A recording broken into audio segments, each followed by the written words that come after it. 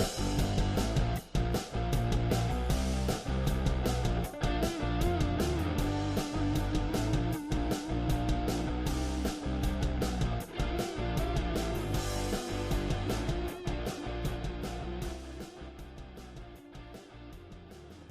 right, everybody, welcome out to the And a Chaser Beer and Booze Show. It is Wednesday, April the 24th, 2024. Jersey Johnny coming at you. With me, as always, on these shows is the Beer Samurai and the Beer Whisperer / Whiskey Whisperer. I have all sorts of personalities in there. Every single one of them are on this show tonight. With so many voices in there.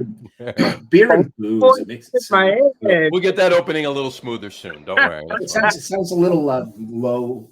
Beer and booze makes it sound so low class, but that fits us. Well, I mean, really, exactly. So, anyway, how are you, gents, on this fine evening? If I was doing any better, I just couldn't stand myself. There you go. Oh, don't do that on camp. Well, do that. Imagine the ratings if he did. I would. We're gonna have to do that one show. You're gonna have to get really, really good on one show. So good, good that you can't stand yourself. And if we don't get there, maybe we just play Russian roulette on the show. No. Just, with a rubber band, just. those rubber band guns. Yeah. Anyway, cool. All right. I'm thirsty, gents. What about you? Yeah, I'm thirsty. All right. Tom, why don't you lead us off? What's your first beer or cocktail, whichever you're going to bring up first? So bring them both up, and then I'll do mine. Well, I'm going to drink the cocktail first, but I'm going to show you the beer, and then it'll explain kind of why I went with the cocktail that I did. I've got this one from Longboat Brewing. It was their Missouri mixer. It's their tap room release. It's dark matter. It's a porter with coconut.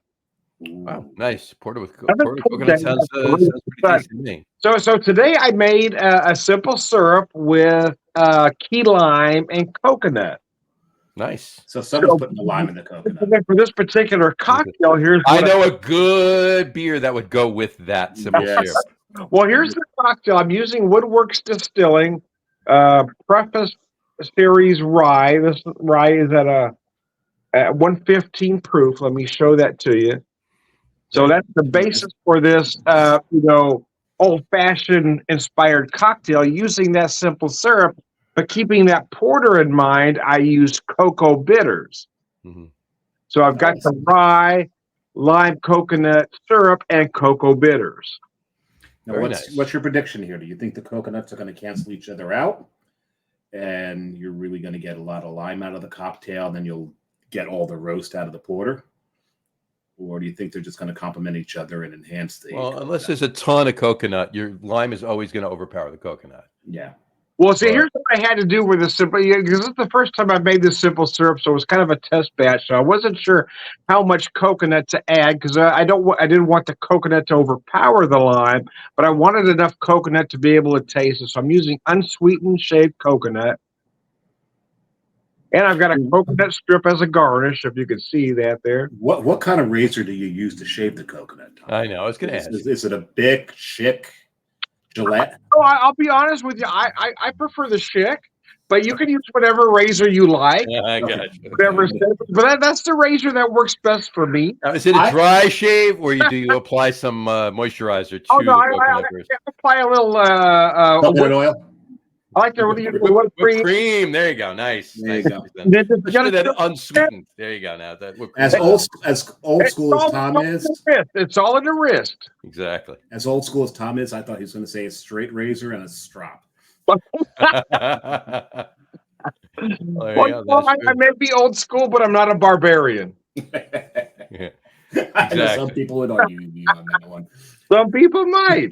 But anyway, so I was making this drink earlier, and I didn't do the cocoa bitters until I picked out that Longboat coconut pour it. I said, oh, let's do the cocoa bitters and see what that adds or doesn't add, because I didn't know if it was going to work or not, to be honest with you.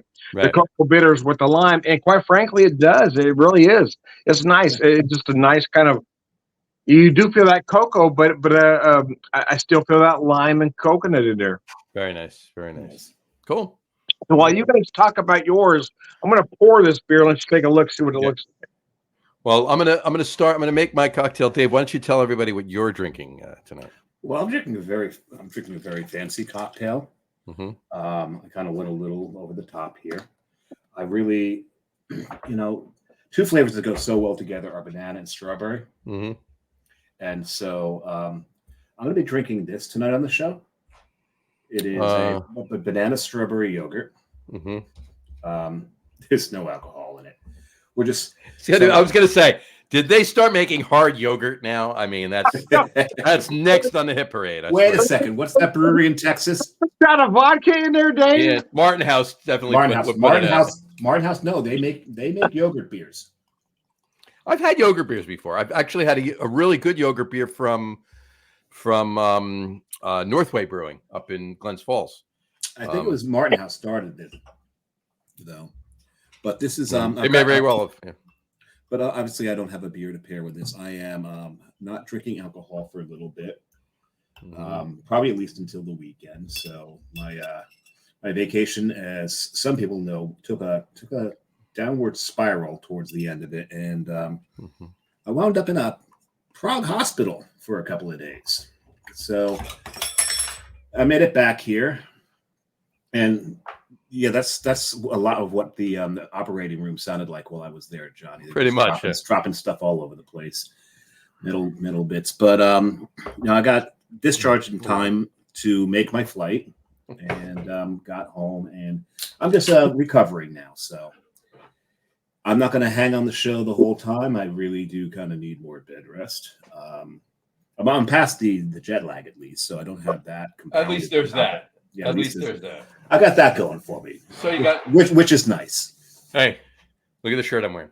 I know. That's why I said it. Galunga. Gunga Galunga. Hey, llama.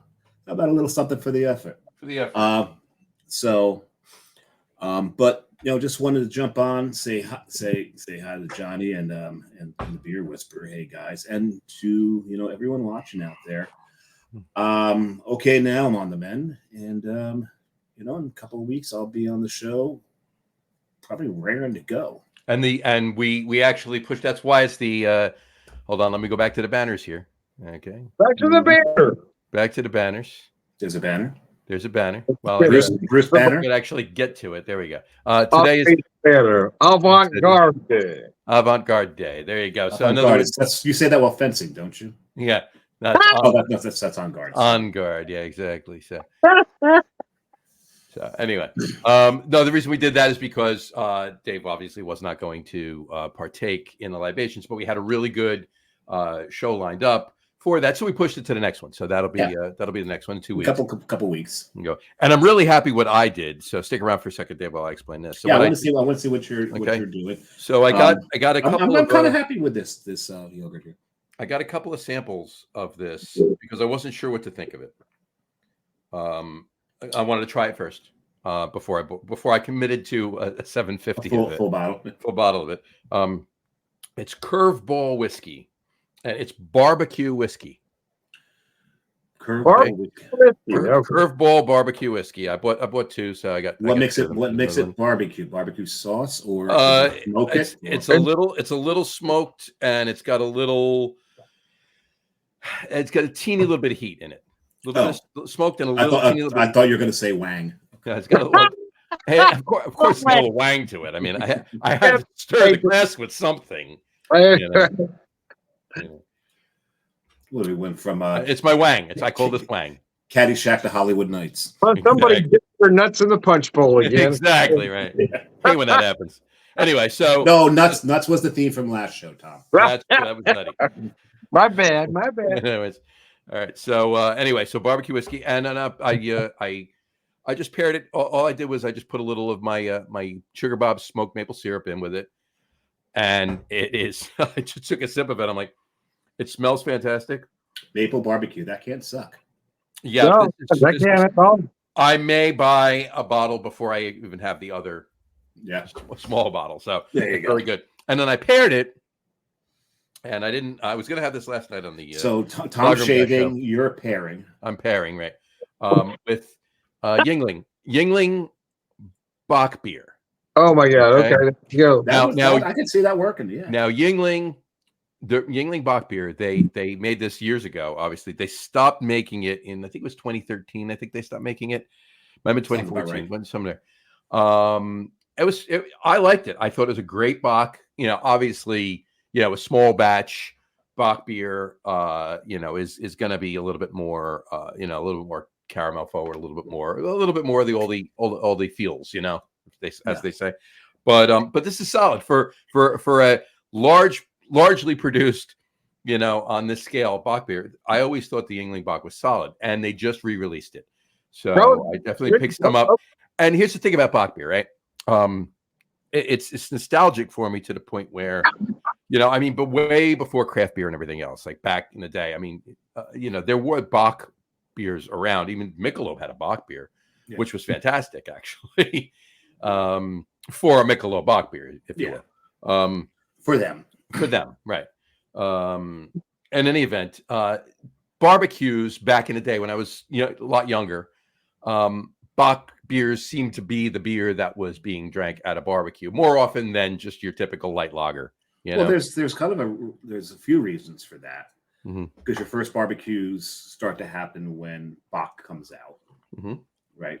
There's that. But also, if you think about it, when you look to one of the top regions for barbecue in the country, which is Texas, there's only two beers they're going to down that barbecue with. It's either Lone Star or Shinerbach, which is really not a Bock per se. Right. It's Bockish. It's Bockish. As much Bock as Amber Bock was to a Bock beer, but yeah. Right, exactly. But the word became associated with barbecue. So I figured this would be perfect. So I put the Yingling Bock in my Yingling puppies playing cards glass. Oh, all right. How apropos of you. You need for that cocktail though is you need a. I feel like the brew guru actually using proper glassware with my beer. Say again, Tom. He needs a St. Louis spare rib in that cocktail. You got to put it. Yeah, exactly. Okay. And then of course I use my Godfather glass. And I used a football ice cube too, since tonight is the draft show on the. But I'm thinking that if Shinerbach is used for Texas barbecue, Yingling Bock should be used for Northeast barbecue, which means Johnny should have a bratwurst sticking out of that cocktail. That's not a bad idea. Rib. You need that rib bone. The rib bone makes the garnish. Hold on. I will put a rib bone in this. I will put a bratwurst in this. There you go. Well, cheers, gents. Finish my coffee. Samurai, I hope you get feeling better, man. Nostra vi. Oh, that's a good Bock. Yeah, no, I should be.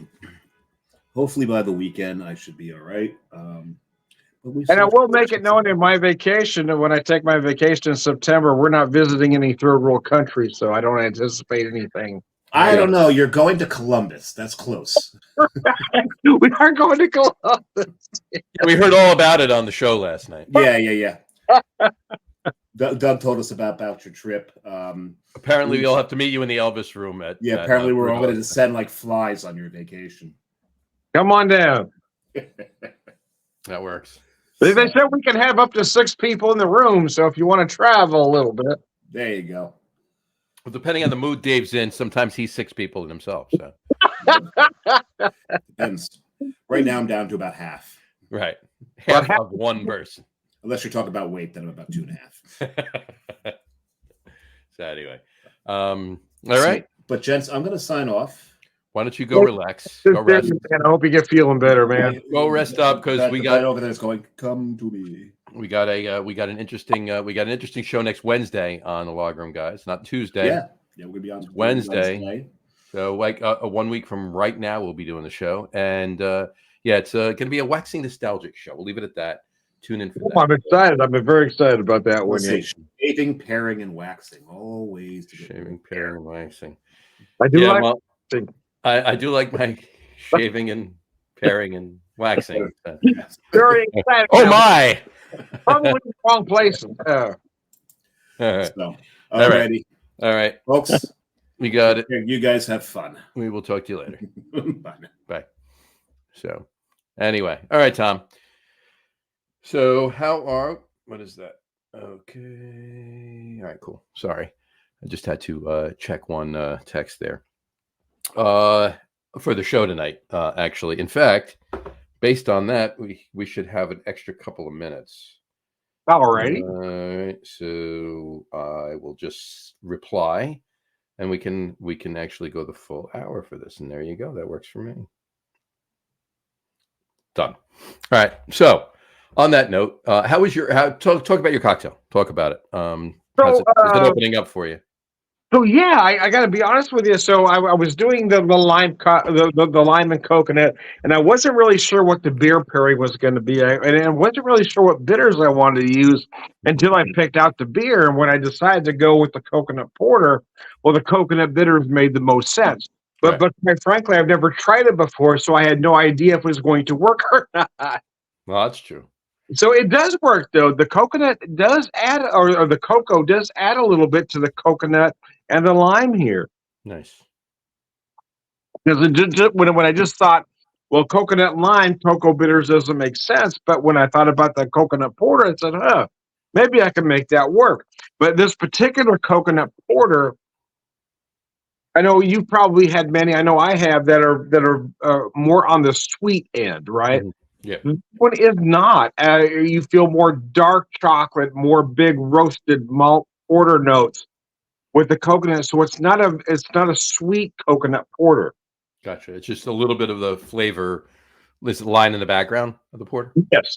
So when I try to pair it with the cocktail, because I'm getting more dark chocolate or slightly bitter chocolate notes, it actually works. Because if it was a sweeter porter, it would bring out too much sweetness in here. Right. But it oh man, this is gorgeous. Lovely. That's great. And the use of porter aside, like if you weren't having the porter, if you were just drinking the cocktail, and you put the cocoa bitters in with that lime and coconut simple syrup. Actually, how would it work? How would it work if you didn't have the other flavors coming at you? I wouldn't have tried it had I not thought of the porter, because when I was going through all the bitters that I have on hand in my head, I thought, well, I don't know. I was trying to decide, because I've got the cardamom, I've got cocoa, I've got toasted almond, I got this, that, and the other, and none of them really made sense. But until I thought, well, but chocolate and coconut does work, so I thought the coconut would. I just didn't know how it would bounce off the lime, right? Right. But somehow it works. Very nice. Very nice. Because I do feel it. I do. You feel the cocoa bitters more on the nose, as you're supposed to, right? Because it's supposed to add to the aromatics. But you do taste it a little bit, and it kind of balances that tartness of the lime. Nice. Very nice. I'm interested in actually making my own, making some lime coconut simple syrup there, and giving that a try with the cocoa bitters. I might have to do that. This is fantastic. Actually, I was actually, I can't say I was shocked. I figured it would be good, because it's not, it's a smoked whiskey. It's not super smoked, but it's got a teeny little bit of heat in it, right? So it's barbecue. It's got some barbecue flavor, not just smoke flavor. Actual, like, as if it were barbecue flavoring, and putting the smoked sugar bob smoked maple syrup in it. It's really not. It's really lovely. Yeah, I like lovely. That's a nice adjective. A man has to be very secure in his manhood to use the adjective lovely. I can use the word lovely. That's fine. But I have to lower my voice when I say it. So that's lovely. So, but it's pairing really good with the bach too. I like it. Very nice. No, I love the descriptor of that cocktail. I'm going to have to try something similar here. Mm-hmm. I was kind of joking, but not really. Is that, it feels like it needs a rib bone hanging out of there. You know what? Next time I'll have to do that. We have a barbecue. I'll make one. Like After I eat a rib, I'll clean the rib off, put it in afterwards. And you got those fancy Bloody Marys. They got shrimp and bacon and all sorts of things. They got a lobster claw coming out of it with a thick bacon strip and the celery over it, and then it's a meal as well as a drink. But you got a barbecue thing going on. So it feels like it needs a rib bone. I'll make this and put the whole rib in there. There you go. I'll dip the rib in. See, that would be perfect. It's a perfect cocktail. Exactly. No, I have to try that. I got to know how it works now. What's a thought enters up in here? It's got to work its way through. It's really tasty. I'm enjoying it very much. So, but cool. What's new on the pub? What's going on in the pub? So my hours have gotten a little weird lately. So I've working a lot. You've been going crazy a lot. I don't have an at the pub scheduled right away because I've had to pick up a few hours, which is great actually. But I do like being able to what's the word I'm looking for? My new job has me exploring different avenues, right? They've got me coming up with new cocktail variations. Mm-hmm. So I'm very excited. That's why, hence the coconut lime tonight. I'm trying to come up with a few new cocktails for next month at work. So I love being able to do that. It's not something I've been able to do before, and I love being able to kind of reinvent myself at almost 59 now. I turn 59 next month. I spent so many years in retail management that I thought I wasn't qualified to do anything else. There's no way I can ever change my life. Mm-hmm. Until I decided not to do that anymore, right? Abruptly. And now I joke with folks that I kind of did my life backwards. I became a bartender at 59. There you go. Yeah, right. I've known some of the best people in the world are bartenders. I've known a couple people that they did that for their whole life. Didn't actually own the bar, but they bartended. They put kids through college. They've bought houses. It's a solid thing. So to reinvent yourself at 59 and do that, and I know I'm not speaking the same thing. Obviously, you're not a bartender. You're doing things differently for your company that you're working with. But yeah, kudos to every single one of them because, and I'm gonna tell you something, bartenders are very important. Oh yeah, I agree. Important. Half of this world would be a lot crazier if they didn't have a bartender they can go sit and talk to whenever they needed to. The thing is, I pride myself on that because I feel like today's bartenders don't do that as a whole. So being that older person, I'm trying to bring that old school bartender logic back into effect. That I want my clientele or my customers to talk to me, and I will give them the benefit or whatever of whatever wisdom I have. Right. It may not be the greatest advice, but it's the best I have. You know what? That's awesome. And yeah, you're absolutely right. There's, with the younger crowd, if you will, they seem to be a little bit, and I can't condemn them all because they're not all like that, right? There seems to be a trend though that they're a little bit more self-absorbed, self-involved, which is fine. You do you, that kind of a thing. But there are still a few of those, old souls out there that get it, But yeah, I agree with that. But in defense of a lot of folks out there that are younger than I am, it's not the people per se, it's the businesses.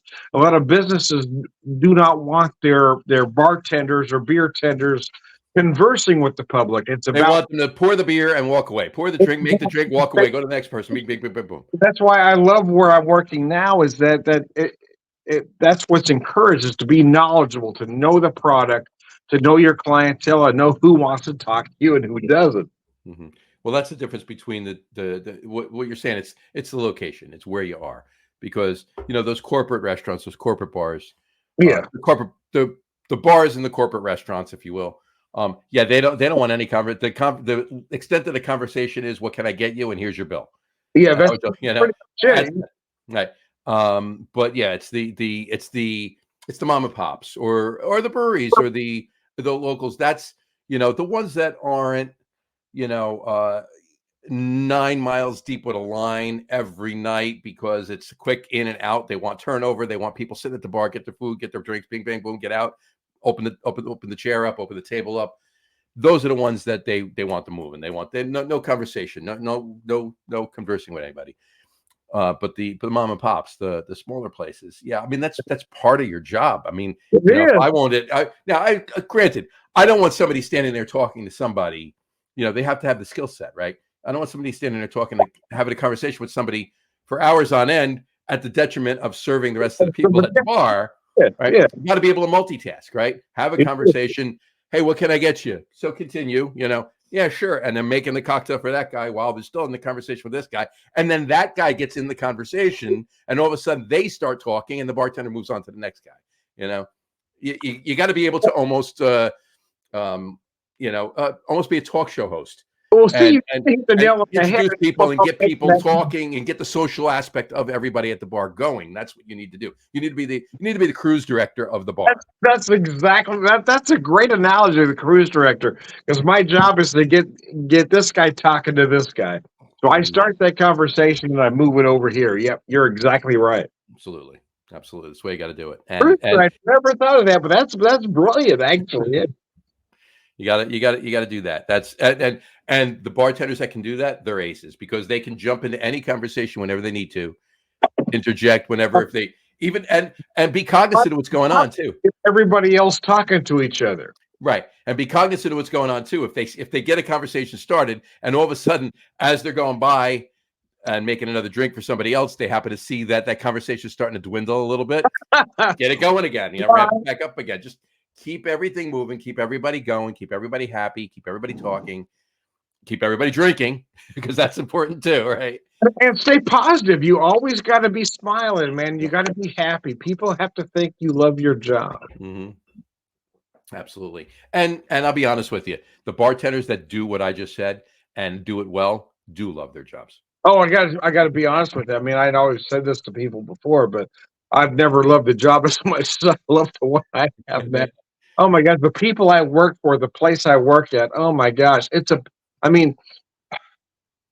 last job I had for 5 years, the last year and a half, every time I grabbed that handle to go into work, I could feel the acid churning in my belly. I mean, I know you know what I'm talking about. I know what you're talking about. I get it. But this job I have now that I've had for a little over a year now is that, I mean, I'm excited. Every day I get to go to work. I get to go to work today. Mm-hmm. I mean, I'm happy. I love this place. I love the people. I love the people I work for. I love the people that come in. And the whole thing about this is just amazing. If your job is something you love, you'll never work a day in your life. Oh my gosh, it's just amazing. I can't believe how I lucked into this particular job. Good. I'm absolutely happy for you, and cheers to that. So tell me about your cocktail as you're getting near the end. So it has stayed. I mean,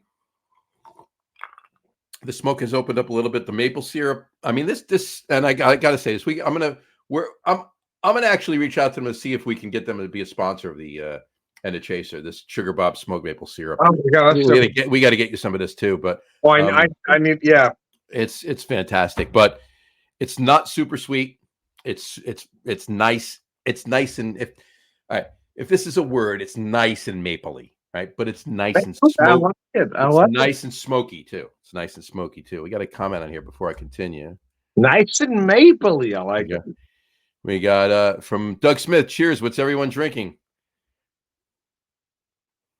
Well, Doug, I'll tell you what I had. I just finished this. It is from Longboat Brewing out of Columbia, Missouri. Mm-hmm. Is their Dark Matter, a porter with coconut. And because we're doing the Anastasia show, the cocktail I decided to go with was I made a lime coconut simple syrup. I added cocoa bitters. I used a rye, and so I made sort of an old-fashioned inspired cocktail. There you go. And Doug said, cheers, Johnny. Cheers, Tom. Cheers, Doug. Doug, I went with a barbecue whiskey. It's actually called Curveball barbecue whiskey. It's smoky, teeny little bit of heat, not much, just a little bit. It's basically spicing, like barbecue spicing, but not overpowering. More smoke than anything. And I put a little of, once again, the Sugar Bob smoked maple syrup. Sugar Bob's, baby. Sugar Bob. And that's it. That's it. Just a little bit of smoked maple syrup from Sugar Bob smoked maple syrup and the whiskey, and it's fantastic. And I was just saying to Tom, yeah, it's blending so well. The maple, maple and barbecue, right? Obviously, It's got to work together, and the smoke is perfect. A little bit of heat in there. This is really, really tasty. I bought Doug. What I did was I said it earlier in the show. I bought 2 samples. I bought 2 little airplane bottles of the Curveball barbecue because I wasn't sure. I want to try it first before I invested in the big bottle, right? I wasn't sure. I wanted to make sure. I wasn't like doubting it was going to be anything, but I did that to make sure.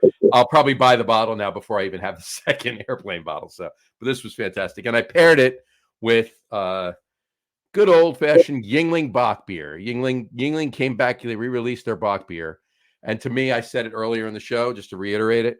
Bock beer, to me, years and years and years ago, and I was much younger, Bock beer was always a staple at a barbecue for me. Like drinking a Bock beer, whether it was Yingling. Actually, back in the day when the Amber Bock, the Michelob Amber Bock or whatever, not quite a true Bock, but still Bock beer. Just and those darker beers, the amber beers, those maltier beers, they tend to go much better with barbecue than a light lager would, right? Yeah, most definitely. But it's fantastic. So thanks for asking. Doug actually said, so Tom, when's the party at Brewdog? And he said, Johnny and Dave mapped it out, 8-hour drive. So. Oh, nice. Okay. Yeah, from my house, it's a 9.5-hour drive. So I will be there near the end of September for 5 days. I will message you.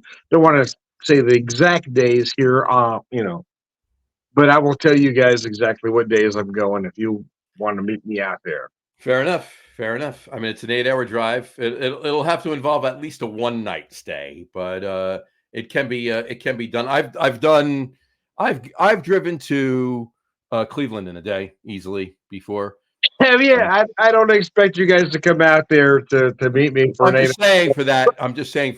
I've driven to Cleveland a day. Well, and stayed, right, and went back. So, and Cleveland's 7.5 hours. It's only a half hour further. I've actually driven to Chicago in a day, right?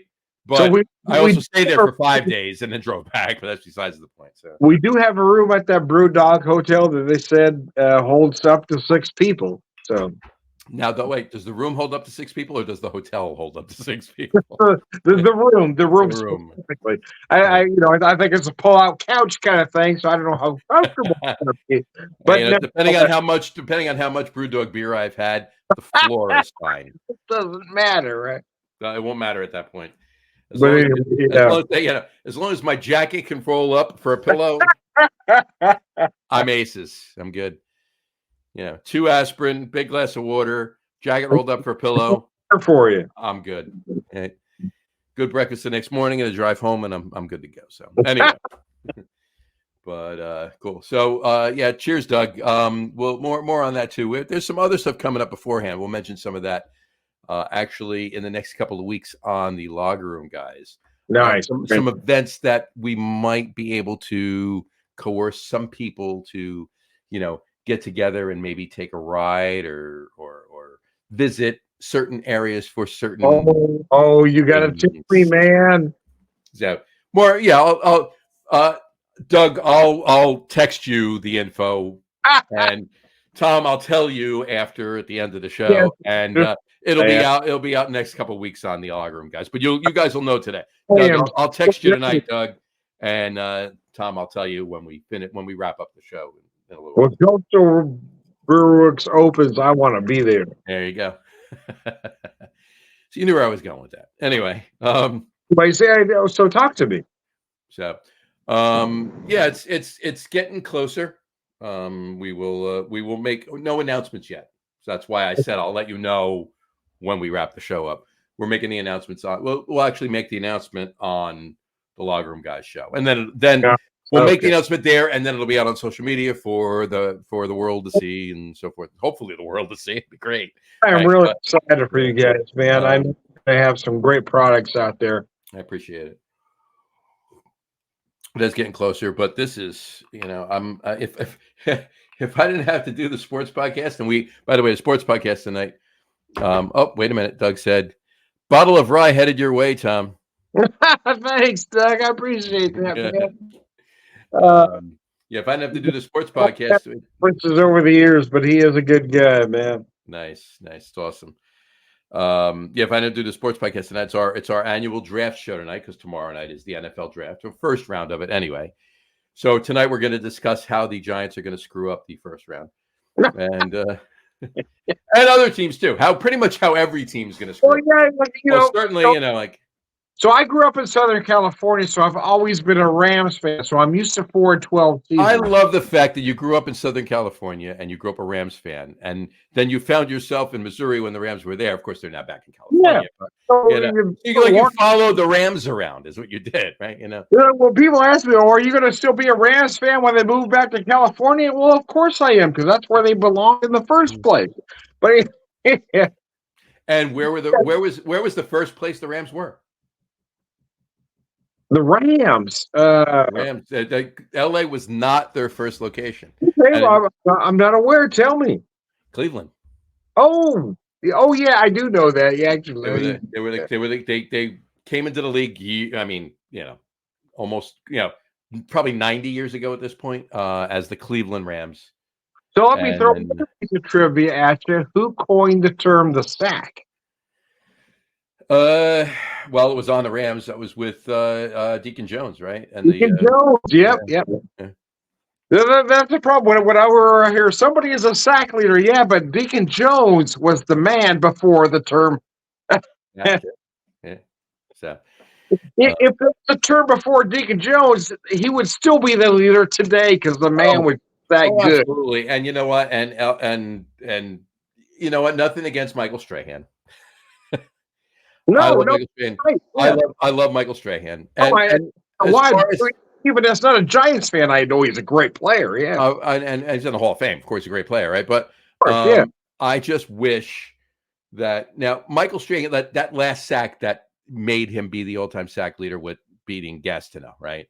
Mm-hmm. And not that I'm a Jets fan by any means. I don't hate the Jets. I'm local, whatever. But he would have gotten that sack. He would have sacked Brett Favre. Brett Favre just made it look like he was giving up, almost like, he was now, and he might have just been giving up on the play. No, he might have, in all fairness, he might have just been giving up on the play, like he knew he was going to get sacked, so he didn't want to get hurt. And that's, in all fairness, that may very well be how it went down, right? Yeah. But everybody, especially Jets fans, of course, because he beat Mark Gastineau's record, right? Every Jets fan is like, oh, they're friends. He just laid down and gave him the sack record. It's still Gastineau's record. It's. I wish that didn't go down that way, because Strahan would have gotten the sack regardless. But like I always said, most likely it went down because like any other quarterback that's about to get sacked, Eli Manning made a career whenever he got sacked of giving up because he didn't want to get hurt. And it worked out because he never missed a game, right? Until he was benched. Until he was unceremoniously benched by Ben McAdoosh. I'm sorry, Ben McAdoosh. But anyway, Doug Smith just said, Tom was your old neck of the woods in March. Tom was in your old neck of the woods in March for 10 days, was in LA and Anaheim. There you go. I'm not really. So I grew up in the Anaheim area. I'm not really sure what that question is trying to. You grew up in the Anaheim area. No, he said, he didn't say I. He should have Tom, I was in your old neck of the woods. Tom. Oh, gotcha. Okay. He was in your old neck of the woods. I hope you visited some of my old haunts, Doug. I really do. Although I don't think many of them are around anymore.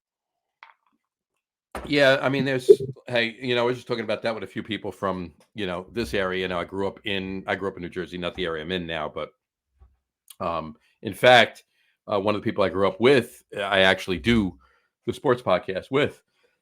later tonight. Harry Lugnuts, his name's actually Bernie. He and I grew up in the same town, and a lot of the haunts he and I and many other people too visited back in the day are no longer in existence, and that's a shame because some of them are really cool. But Doug was in LA for a work trip. Oh, nice. That's nice, man. I used to go to, if you get back out that way again, I mean, I used to spend a lot of time at the Troubadour, the whiskey. Whiskey. Okay, gotta go to the whiskey. Whiskey a go-go, I guess I should say. Yeah. The Troubadour, I don't think Madame Wong's is around anymore. So yeah, there's. I mean, we could go down a road. We should do that. We've Tom, you and I on the pub. We've done a music show. We've talked about bands and stuff like that. We should do an old school haunts. Show, back in the old clubs. LA and New York clubs. You know, nine. You could wax nostalgic about the City of Angels, and I can wax nostalgic about the Big Apple. Yeah, there's and vicinity, right? Because yeah. But cool. Yeah. Anyway, this was fantastic. This drink. Oh, it looks incredible. Yeah, this is one of those drinks where I always say this too. This is one of those drinks where you want to break open the glass and lick the rest of the inside of it. You know? Yeah, it's really good. But anyway, cool. What I actually, the one thing I was going to bring up is the reason I wore this shirt tonight was the llama. It's like Gunga Galunga from Caddyshack, right? Oh yeah. Right. So yeah, it's I have yet to get out yet golfing this year yet. I was actually going back and forth texting before with a couple of guys. We were going to try to get out and play at least 9 on Friday, late afternoon. And so it was tentative, and we were going to confirm tomorrow. And then one of them just got back and said, "Sorry, can't." Oh no! So I guess I'm not, unless I go play 9 by myself, or unless the other guy wants to go and we just go out, the two of us. But that's always a possibility. But man, at some point I'll get out. There's always someone. Mm-hmm. Always someone. So, listen. Any parting shots? No, well, the truth is, I mean, I love what you did tonight. I mean, the pairings were just brilliant.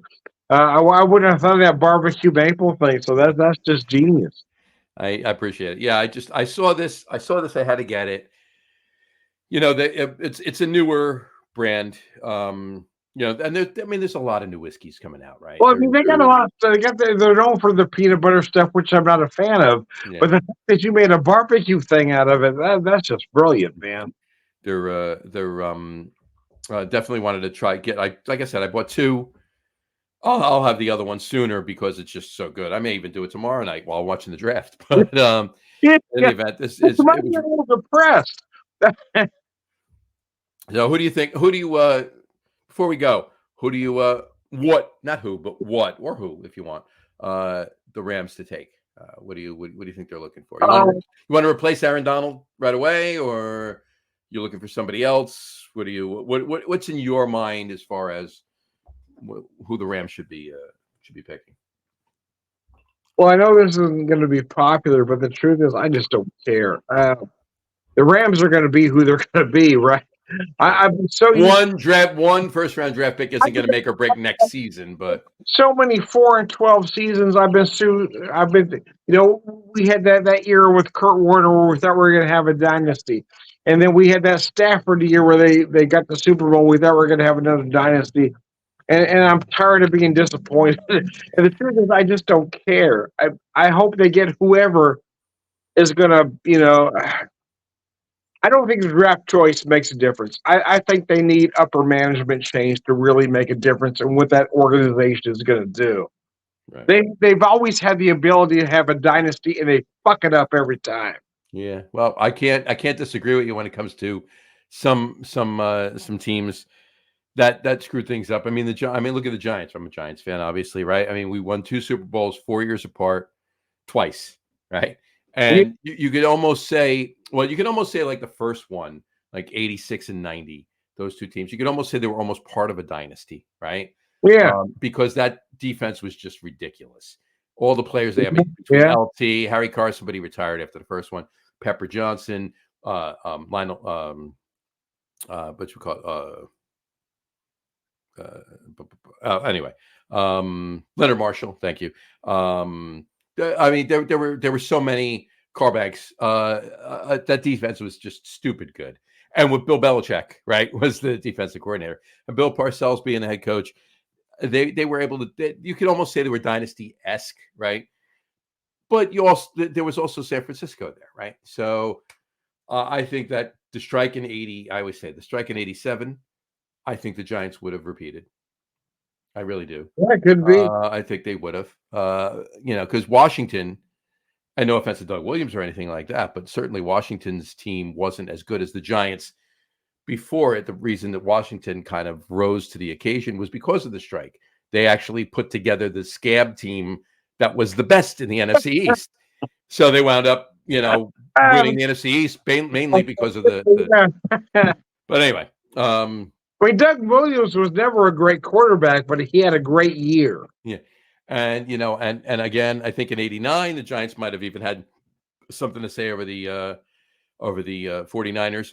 If it wasn't for damn Flipper Anderson from your team, thanks. I won't even go there, but you're wrong.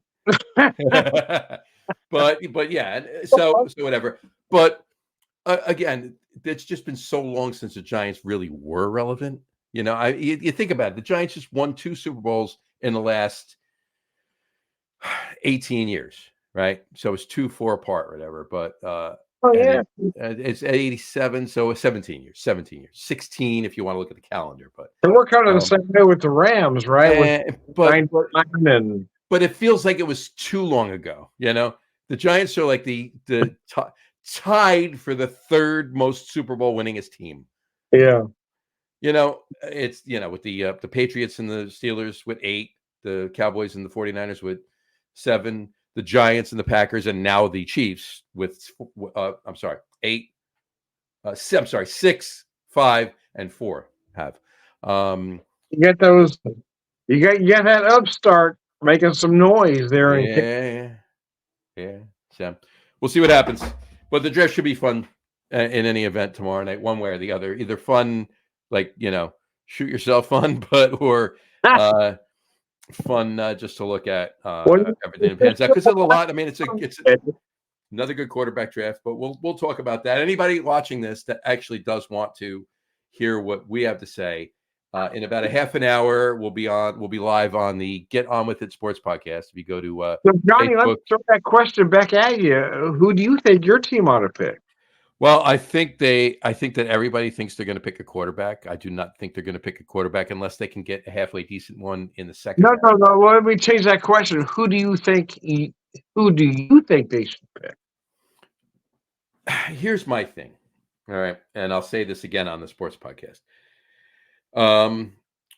Daniel Jones is going to be the starting quarterback this year, regardless of what anybody wants. No matter, I don't care if they get to pick Caleb Williams. Daniel Jones is the starting quarterback this year. And there's a couple of reasons for that. One, they're not going to throw some kid into the Wolves. And Daniel Jones is making over $40 million this year, so they're playing him. Right? Now, if he gets hurt or if he just screws up 9 games in a row or so forth and so on, then that's a different story. Then, they can bring somebody else in. They did pick up Drew Lock from the Seahawks. So they have a solid backup, and Tommy Cutlass is still there, right? But here's my thing. Here's my overall thing. Daniel Jones is a sufficient quarterback.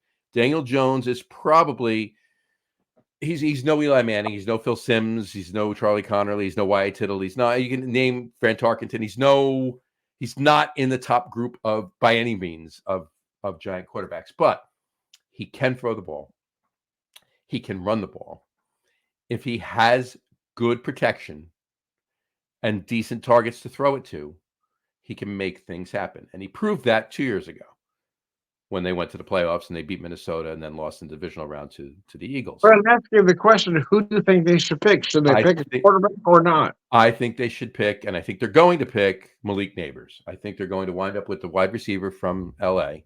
from Louisiana. Is that a good move? Yeah, no, I think it is because he's basically he's wide receiver. He's got wide receiver 1 written all over him. I like him better than Marvin Harrison Jr. Marvin Harrison Jr. is a great wide receiver, but he's not his father, right? Yeah, I don't think he is. And he could prove me wrong. He could prove me wrong. I think Malik Neighbors is a better pick, but I think they're going to wind up with him. They have made improvements to the offensive line through free agency. All right. I think they're going to be back again, and I think you're going to be pleasantly surprised what they can do, especially with a big target like a good wide receiver 1 target like Malik Neighbors, which is just going to open up once he establishes himself. It's going to open up better better connections and better passing opportunities to Wan'Dale Robertson and Jalen Hyatt and Slayton if he does stay, and the other ones, and they picked up Devin Singletary, and who's obviously replacing Saquon Barkley, who went to Philadelphia, and Singletary's no slouch; he's a good running back. So I think everybody will be pleasantly surprised if they pick up Malik Neighbors, and I do think that's the right move. Now, now here's the other thing too: if Michael Penix Jr. or Bo Nix, the quarterbacks from Washington and Oregon, respectively, if they fall to the second round and they get to the Giants pick, I can see the Giants picking one of them, and then that possibly just being a backup possibility for Daniel Jones. And unless Daniel Jones just even if he has a great season, unless he just lights it up, they'll be the future. If they work out. But yeah, I think that's the way to go. I think that's what's going to happen tomorrow. So we'll see. All right. We'll talk more about that on the show. Like I said, Get On With It Sports Podcast on. Just go to Facebook.com/Get On With It. Get On With It Podcast, and you'll be able to watch the show. But more importantly, End a Chaser. Facebook.com/End a Chaser. Every Wednesday, every other Wednesday night. Every other. Right here. Oh, I got to put this up. Doug Smith just commented. He said, "Eli, the Patriots slayer. He snatched 2 from the Patriots. We need a quarterback." Yes, he did. He did. Doug, let me ask you really quick, and I'll ask Tom too, but really quick. Just one more quick question, and we'll get out of here. We're talking about Eli Manning. Eli Manning is eligible next year. This draft class, this Hall of Fame class is already, been announced. Obviously, they're going in, they're getting enshrined in August. The next Hall of Fame class in 2025, Eli Manning is eligible for. Do you think, Doug Smith, do you think Eli Manning is a first ballot Hall of Famer? And if not, do you think he's a Hall of Famer at all? Answer that question. And now I'll put it to you, Tom. Tom, the same question while Doug types. Honestly, so here's the thing. I'm not necessarily an Eli fan. However, he did win Super Bowls. He did win 2 Super Bowls. Mm-hmm. He did. He was the head of that team. Yeah, he does. He does deserve to be a first ballot Hall of Famer. I agree with that. I want to know what Doug says, but I agree with that. He won 2 Super Bowls. He won 2 Super Bowl MVPs. He won both of those Super Bowls and Super Bowl MVPs. He beat Tom Brady twice and Bill Belichick and the Patriots. Yeah. He also holds a ton of Giants team records. He's in the top 10 all time in a number of NFL records. Yes. And if he wasn't great all the time, but when he was great, he was great. And if he didn't have the last 6 years to 6 or 7 years of his career with the Giants, if he didn't have the crap line that he had in front of him, he would have done more. Yeah, he was able to do more because it's a team sport, right? It's not one person. You look at the stats the man had from those crap seasons that he had towards the end of his career, and they were actually not even halfway, much more than halfway decent. Some of the years were fantastic. The team was horrible, but he was outstanding. So that's what you got to look at. And that's why I think, and not only that fact, but the fact that his last name is Manning kind of helps a little bit there too. So Just want to put that in. And Doug Smith, and it's the answer that I was expecting from Doug. No. Yeah, all due respect, Doug, you're right. He does deserve to be there for everything that Johnny just said. Well, he holds a special place in his heart for Eli Manning. Cost Tom Brady, the Patriots too. Tom Brady was incredibly overrated. I'm sure he doesn't love. Hold on. He goes. He does have 2 rings. He's in the conversation. He will end up in Canton. Don't think he will get in this time, but he will. There you go. Fair enough. Yeah. But yeah, I was going to say I don't think Doug holds Nick Foles too high in his regard either. But then again, I don't think Nick Foles is getting in the Hall of Fame. So that's besides. Anyway, all right. Again, Tom. Thanks, man. Any parting shots? No, I got nothing left. All right. 2 weeks from tonight, it's going to be it's the 3 of us will be back. Dave will be drinking. Well, he'll be drinking. Hopefully, he's all better and he's drinking next week. But we'll be on the log room guys then. But 2 weeks from tonight will be the next Enda Chaser show. That'll be Wednesday, the 8th. I'm sorry, Wednesday, May 8th. That'll be the next Enda Chaser show, and we'll be having a cool. Stay tuned for what we're doing, but it's going to be a neat show. So anyway, let's. I see what you did there. See what I did there? It's going to be a neat show. See what you did. See what I did there? Charge. Oh my goodness, it's brilliant. That's why they pay me the that's why they pay me the bucks. I won't say big, but there you go. Anyway. All right. On that note, hold on one second. There it is. Oh, I thought I had another comment in there, but I don't. There it is. The computer is thinking. There you go. Just want to let everybody know the computer is thinking. I love when that pinwheel goes around. You know, internet is online. You gotta love it. Speedy internet we have here. Gotta love it. Anyway, on that note, we'll wrap the show for today. We want to thank everybody for watching, and for those of you just listening to the audio podcast, thank you for listening. Don't forget to visit our website. All Enda Chaser info will be on www.logroom.com. That's LAGERROOM.com. And please remember, like us and follow us on our social media, which is Facebook. Right now, it's facebook.com/Enda Chaser. And you can find all of our shows. We go live with all of our shows on the video podcast on Facebook and YouTube, which is the Logroom podcast, Logroom podcast channel on YouTube every other Wednesday night around 6:30 p.m. Eastern time.